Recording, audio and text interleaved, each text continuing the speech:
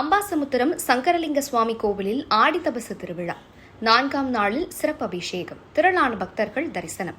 திருநெல்வேலி மாவட்டம் அம்பாசமுத்திரம் தாமிரபரணி நதிக்கரையில் அமைந்துள்ள அருள்மிகு கோமதி அம்பாள் சமேத அருள்மிகு சங்கரலிங்க சுவாமி திருக்கோவிலில் நடைபெற்று வரும் ஆடித்தபசு திருவிழா கடந்த 18ஆம் தேதி கொடியேற்றத்துடன் தொடங்கியது. அதனைத் தொடர்ந்து தினமும் சிறப்பு பூஜைகள், அபிஷேகங்கள் மற்றும் அம்பாள் திருவீதி உலா உள்ளிட்ட நிகழ்ச்சிகள் பக்தி விமர்சையாக நடைபெற்று வருகின்றன. திருவிழாவின் 4ஆம் நாளை முன்னிட்டு இன்று காலை கோமதி அம்பாள் மற்றும் சங்கரலிங்க சுவாமிக்கு தேன், பால், தயிர், பஞ்சாமிர்தம், விபூதி உள்ளிட்ட பல்வேறு திரவியங்களால் சிறப்பு அபிஷேகங்கள் நடைபெற்றன. தொடர்ந்து அலங்காரம், தீபாராதனை மற்றும் மகாபிரசாதம் வழங்கப்பட்டது.